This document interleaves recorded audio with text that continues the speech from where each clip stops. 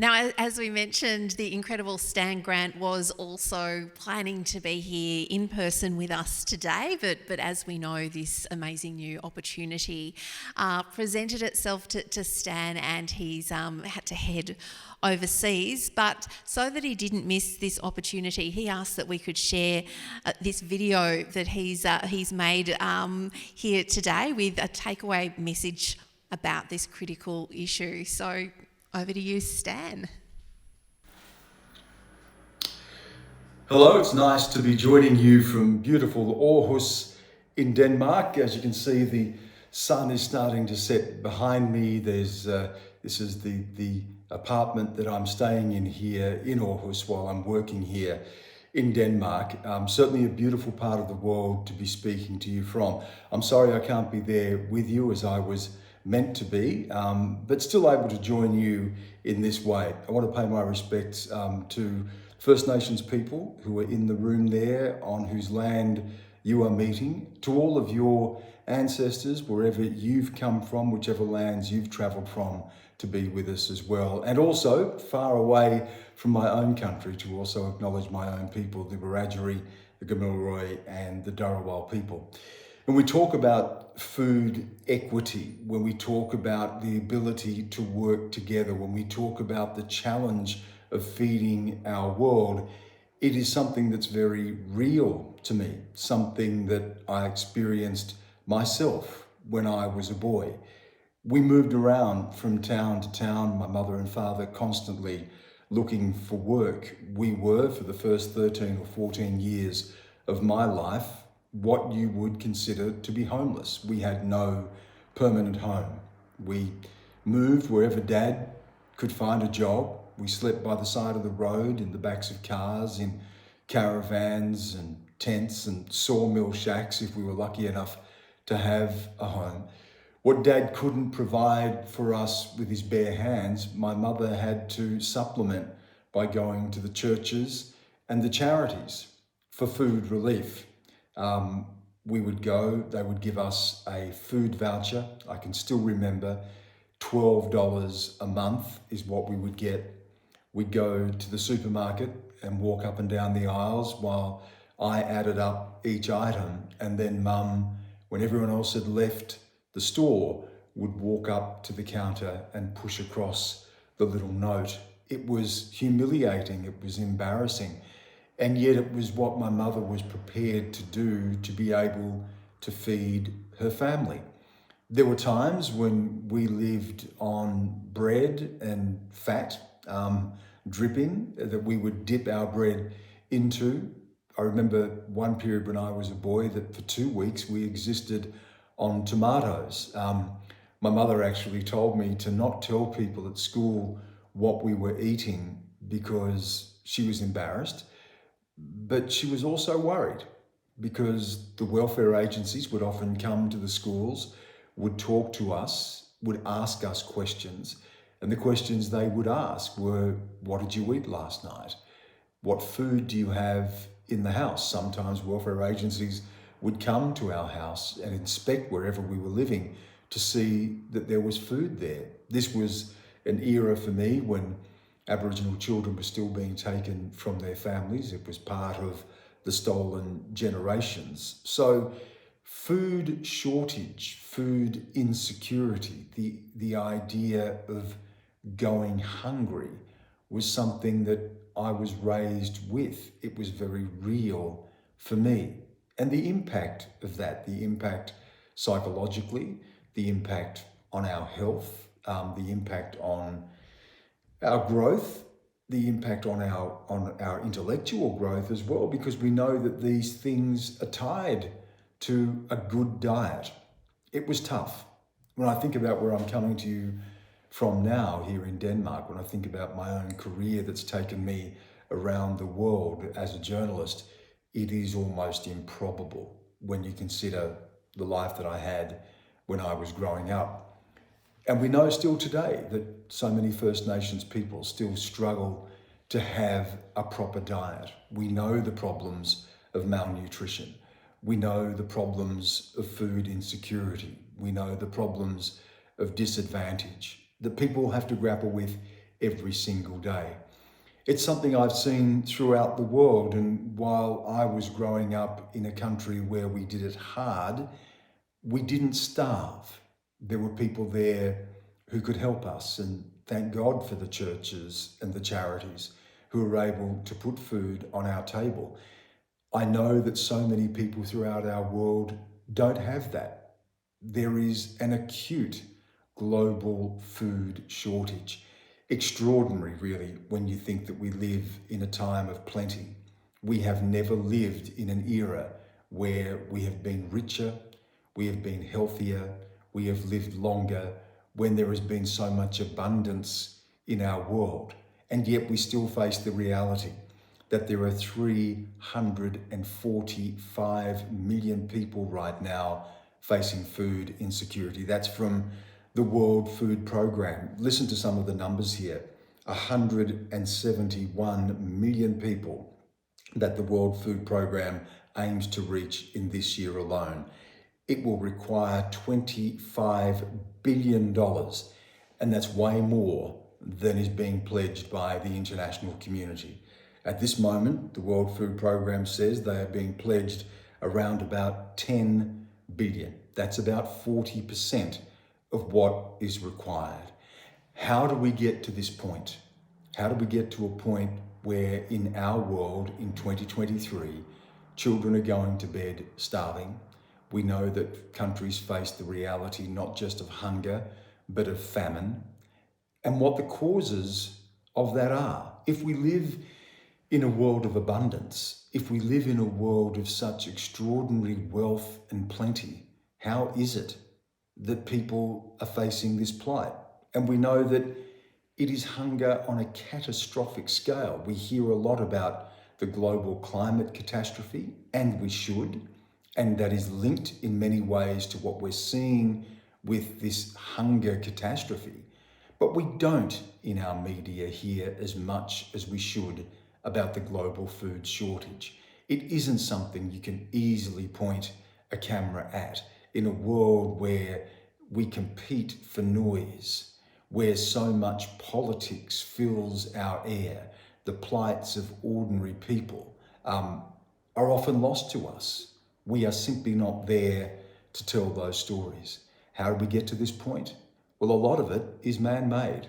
A lot of it is because of what we do to each other. A lot of this is driven by conflict. A lot of this is driven by politics and political choices that are made all around the world. And we look around our globe where you see conflict, in places like Sudan or Niger right now, or in Ukraine, where you see conflict, you see hunger and poverty. When we look at things like the impact of the Syrian war, we see the impact of poverty, political decisions that are made, money that is spent on weapons of war leave people destitute and hungry. I was a war correspondent for several decades. I covered the big conflicts of our time, particularly when I worked for CNN. I saw the struggle of people to be able to feed themselves. And in the midst of that, I saw this extraordinary human spirit. I recall one story being in Pakistan after the Pakistan earthquake and driving back late one evening and seeing a light in the distance. We got out of the car and we walked over to that light, and there was a lone tent and a mother was cooking over an open fire. The family had lost everything that they had in the earthquake. Their eldest son had been crushed under the rubble. They couldn't even retrieve his body. The youngest son had internal bleeding and broken bones, and the father carried that son for 40 kilometers down the side of a mountain to get to a place where they could get food relief. All they had was the rations that they were given by the relief agencies. And this is what I've seen all over the world. People who have nothing with this extraordinary human spirit and this extraordinary gift of hospitality. When they finished cooking this meager meal, the mother would not eat until she had offered us some of their food. It was embarrassing. It was embarrassing to be there and to know that I could go back to a hotel. I had a full stomach. I had a job. And yet she would not eat until we'd eaten just a little bit, because that was her obligation to us. That was her duty to us. It is incredible to see what human beings will overcome, and the gap between what we do in the countries of plenty, what we do with our own political decisions and our political priorities, the gap between that and the people who are facing the reality of food insecurity, the 345 million right now who do not know where the next meal is going to come from, the extraordinary human spirit that they show. There is a political cost to this in our own societies as well. Now, while people in Australia or even the United States may not be facing the acute hunger of many of the places that I've reported from, we know that growing inequality, increasing poverty, and this obscene wealth gap is tearing apart our democracies. I think about the words of Bob Marley, who said that a hungry man is an angry man. I think about the poet William Blake, who said that a dog starved at his master's gate predicts the ruin of the state. A dog starved at his master's gate predicts the ruin of the state. Look around at a country like the United States. It is the home of modern democracy. It has been a beacon for so many people throughout the world. I've lived there and reported from there. I go back there regularly. We were there last Christmas in New York. It is a remarkable country. And yet it is a country that at the last election did not have a peaceful transfer of power. You see on the streets there the ravages of homelessness and entrenched poverty. There was a book that I read just a couple of years ago called Deaths of Despair, written by two economists, the Nobel Prize winning economists Angus Deaton and Anne Case, his wife.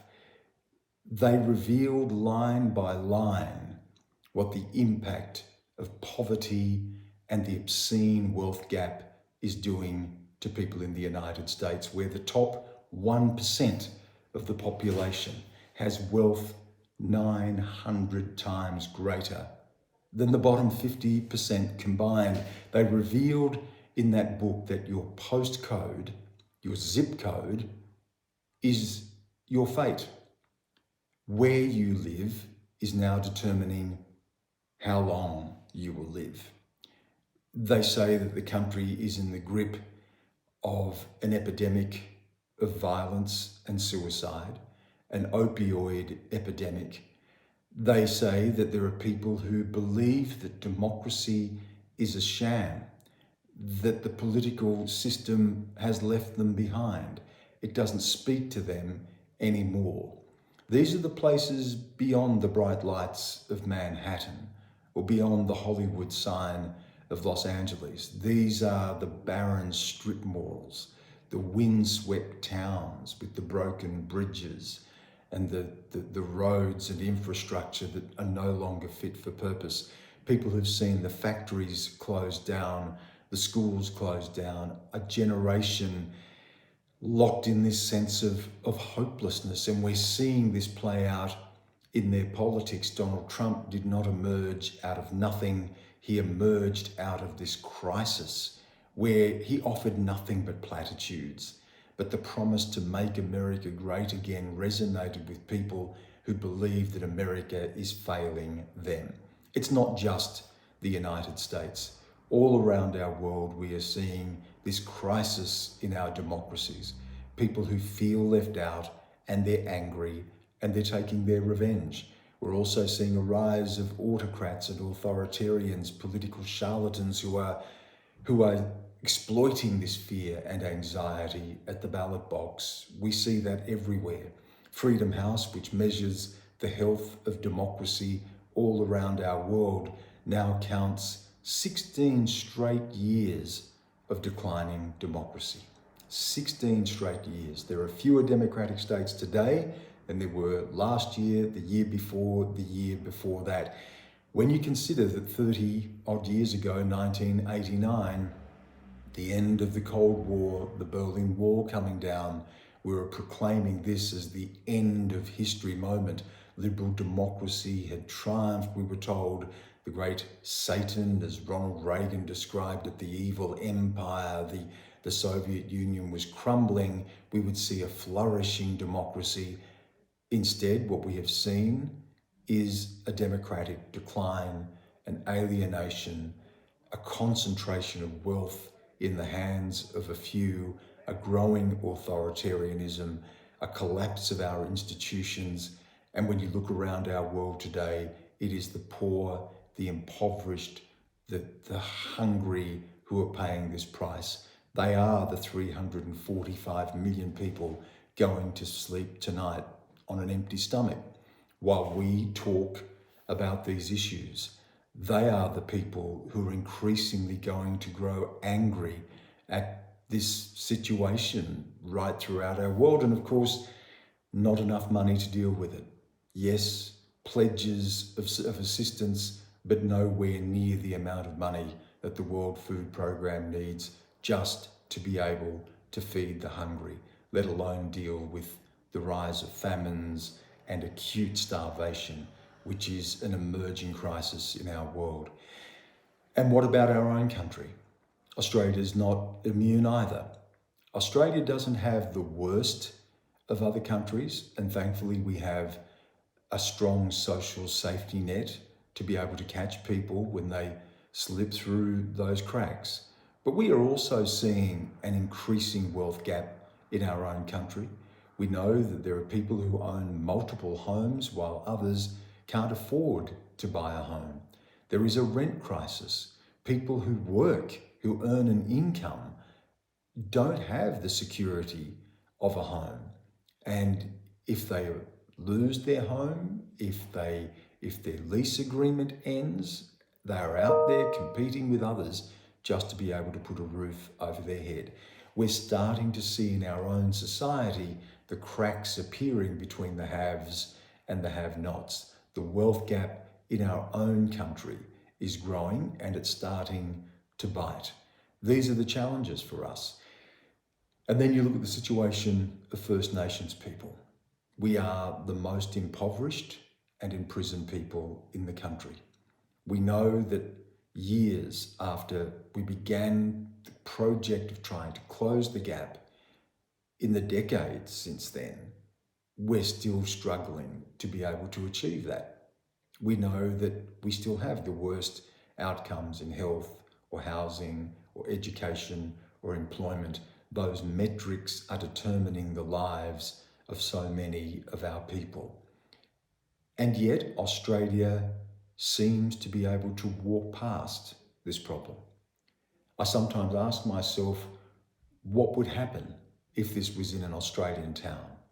What would happen if in one town 3% of the population were more than 40% of the prison population? What would happen in one town if there was an epidemic of suicide amongst children under the age of 10, which happens in our own communities?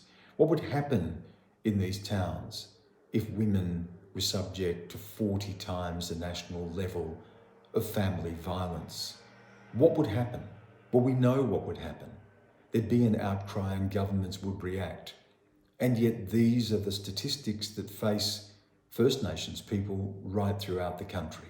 We are constantly confronted with this lived reality. And Australia finds it incredibly comfortable to walk past that.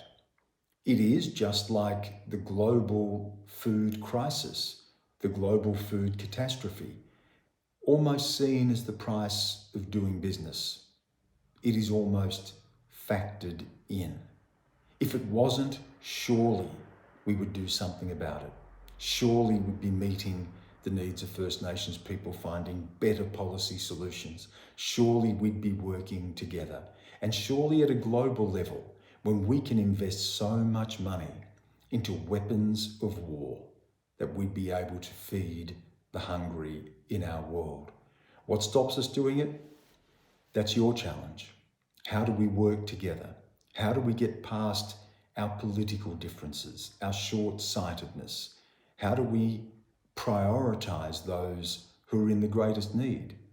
This is something we can do, but it is something we increasingly find difficult to do. We know the challenges of achieving bipartisanship in politics. We know that politics is often an arm wrestle. It divides along ideological lines. It pits people against each other.